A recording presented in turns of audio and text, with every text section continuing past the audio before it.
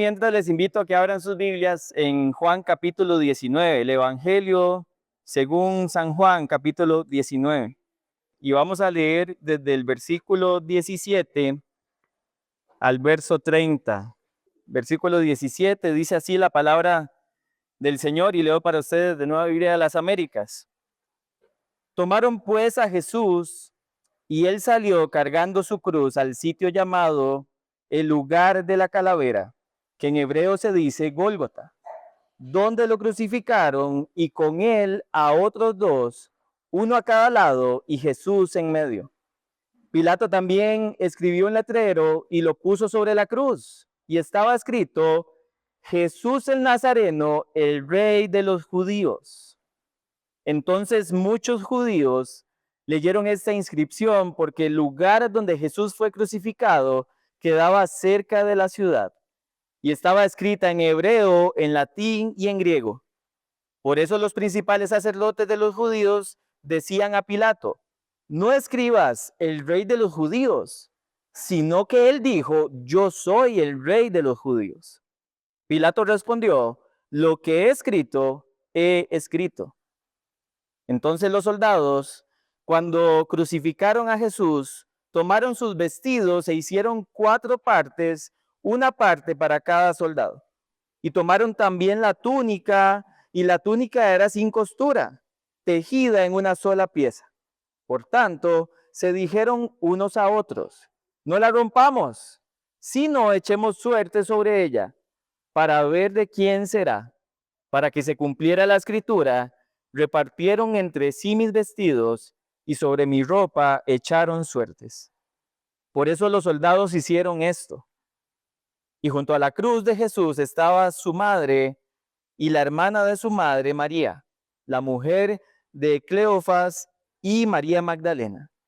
Y cuando Jesús vio a su madre y al discípulo a quien él amaba, que estaba allí cerca, dijo a su madre: mujer, ahí está tu hijo. Después dijo al discípulo: ahí está tu madre. Y desde aquella hora el discípulo la recibió en su propia casa. Después de esto, sabiendo Jesús que ya todo se había consumado, para que se cumpliera la escritura, dijo: tengo sed. Había allí una vasija de vinagre. Colocaron pues una esponja empapada de vinagre en una rama de hisopo y se la acercaron a la boca. Entonces Jesús, cuando hubo tomado el vinagre, dijo: consumado es. Oremos. Padre, gracias.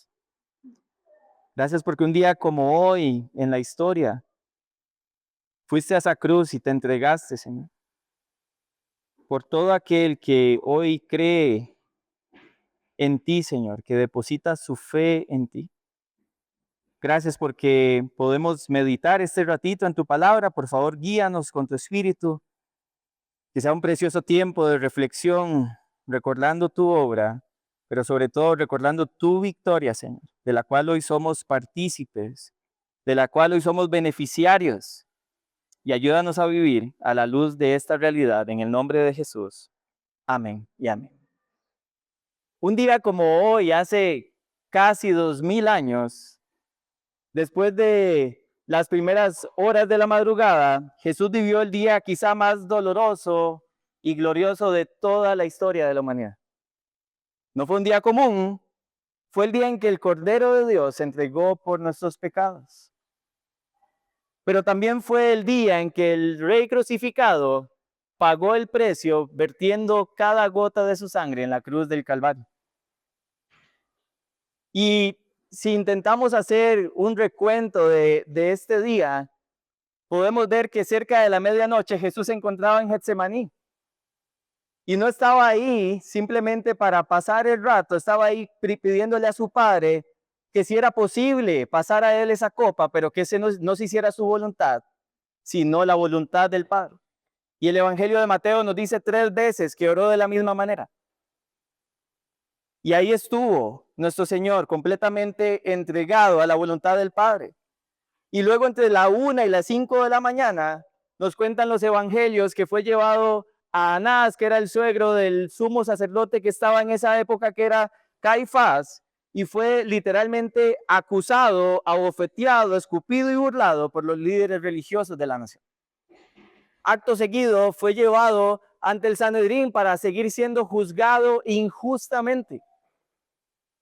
Y luego de que el Sanedrín lo juzgó, lo condenó por blasfemia, lo cual no era cierto, lo cual era una calumnia, fue llevado ante Pilato, y cuentan los historiadores que eso fue cerca de entre las 5 y las 6 de la mañana, y luego fue llevado a Herodes y fue devuelto a Pilatos, y finalmente entregado por Pilatos para ser crucificado, cosa que aconteció en el resto del tiempo, y donde sabemos que Jesús cargó su cruz hasta el Gólgota, como lo acabamos de leer en el texto, ayudado por Simón de Cirene. Y un día como hoy, a las 9 de la mañana, mientras usted y yo estábamos hablando, estábamos compartiendo, estábamos jugando, nuestro Señor fue clavado en esa cruz y fue crucificado. Y cuenta el Evangelio que mientras Él colgaba del madero, Él no estaba colgando como una víctima. Él estaba colgando como un vencedor, como un rey triunfante, como un rey victorioso. Y si bien la escena parece sombría, porque al mediodía cuenta el Evangelio que literalmente hubo densas tinieblas, la tierra se oscureció, mientras el Señor estaba cargando con el pecado nuestro y mientras estaba literalmente aplacando la ira de su Padre. Y por supuesto también, como sabemos, a eso de las 3 de la tarde, el velo se rasgó, la tierra tembló y la obra quedó consumada. Y Cristo venció en esa cruz del Calvario. Y por eso este ratito lo que vamos a meditar es en celebrar al Rey crucificado que completó totalmente su obra para nuestra salvación. Celebrar al Rey crucificado que completó totalmente su obra para nuestra salvación. Y vamos a ver 2 puntos, nada más, que se desprenden del principal. Y el punto es: celebremos al Rey crucificado que consumó su obra en la cruz. Y quiero comenzar de atrás para adelante un poco, porque siempre hacemos énfasis en el versículo 30, cuando Jesús, después de haber tomado el vinagre, dijo: consumado es. Y esta palabra en griego, tetelestai, era usada en la antigüedad para literalmente referirse a la cancelación total de una deuda, a una misión cumplida, a una obra terminada por completo. O sea, una obra a la que no había que añadirle absolutamente nada. Está terminada y siempre estará terminada.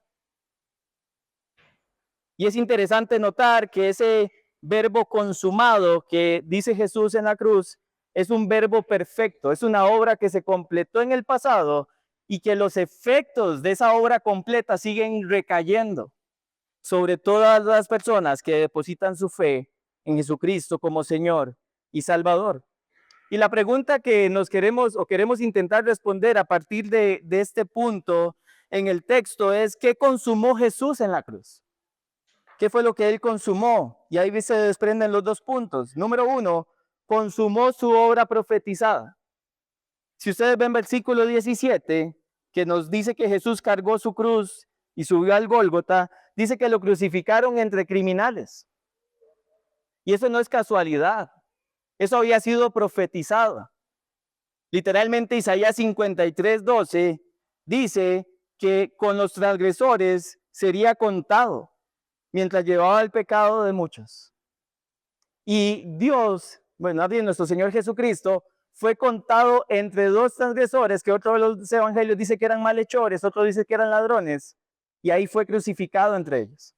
Y fue contado como si fuera uno, siendo Él santo, siendo Él sin pecado, siendo Él sin mancha, pero estaba literalmente consumando una obra que había sido profetizada.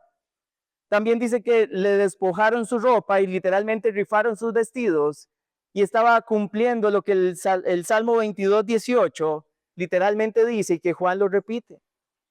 Y no era casualidad que estuviera pasando una vez más esta escena dentro de la crucifixión. Su obra que estaba consumando, hermanos, fue una obra anticipada. No era algo que estaba simplemente sucediendo o que fuera nada más algo no planeado. Y también nos cuenta el Evangelio que dijo, ya cuando vio que todo se había cumplido, dijo que tenía sed. Y era para cumplir las palabras del Salmo 69, 21, donde literalmente dice que le iban a dar a beber vinagre. Y no hay que confundir la escena de que bebió vinagre cuando la cena antes de la crucifixión, literalmente le combinaron vino con hiel y eso sí no lo tomó. Pero el vinagre en la cruz sí lo tomó para cumplir la profecía. Dice Juan Calvino en su comentario de Juan, Cristo no murió al azar. En cada herida, cada dolor, estaba cumpliendo la palabra profética y la voluntad eterna de Dios. Y es lo primero que vemos que hace nuestro Señor Jesucristo, consumar una obra que había sido profetizada, algo que había sido planeado y que fue ejecutado a la perfección. Cada detalle hasta el más mínimo, nuestro Señor lo cumplió cuando fue a la cruz del Calvario. Eso en primer lugar. Y en segundo lugar, consumó su obra de salvación. Y volvemos y repetimos la palabra que está en el énfasis de Telestai, está terminado, está completo. No dijo, estoy terminando, o voy a ver si me da tiempo de acabarlo. Él dijo, completo está hecho. Y esta obviamente es una proclamación de su obra perfecta, suficiente y definitiva. Ahora, la pregunta es en el contexto de Juan, ¿qué se había cumplido? Y se estaba cumpliendo algo que don Dani nos enseñó hace unos domingos en Juan capítulo 17, versículo 4, cuando Jesús dice al Padre orando, he acabado la obra que me diste. Y literalmente Jesús está acabando en la tierra la obra encomendada por el Padre y ahora está diciendo, está totalmente terminada. ¿Cuál obra? La de traer salvación a todo aquel que en él cree. Y no por nada el Evangelio de San Juan en el capítulo 1, versículo 29, comenzó diciendo, he aquí el Cordero de Dios que quita el pecado del mundo. Y la obra de Jesús como portador del pecado y salvador se completa, hermanos, cuando Él entrega su vida en la cruz. Y esa ofrenda, literalmente una ofrenda sacrificial de su vida, completó la misión divina del rescate de todos aquellos que ponen su fe en Él. Y gracias a esa obra completa es que ya hoy no tenemos necesidad de más sacrificios.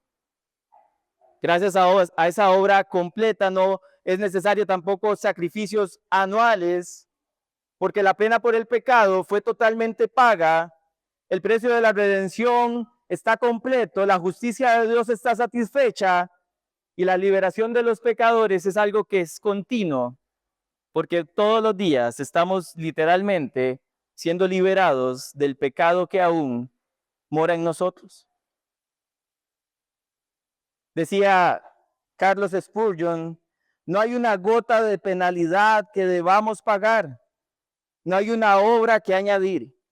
Jesús no dejó ni un hilo sin tejer en el manto de nuestra justicia. Algo similar dijo R.C. Sproul cuando mencionó que cuando Jesús dijo consumado es, no hablaba de su vida, sino de su misión redentora. El sacrificio perfecto y completo fue ofrecido, no queda nada por añadir.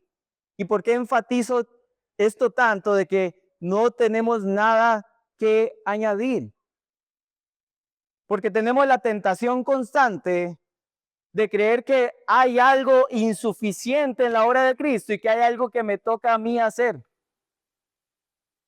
Como si yo pudiese completar algo de la justicia o como si yo pudiese completar algo de la salvación cuando fue algo que Él completó.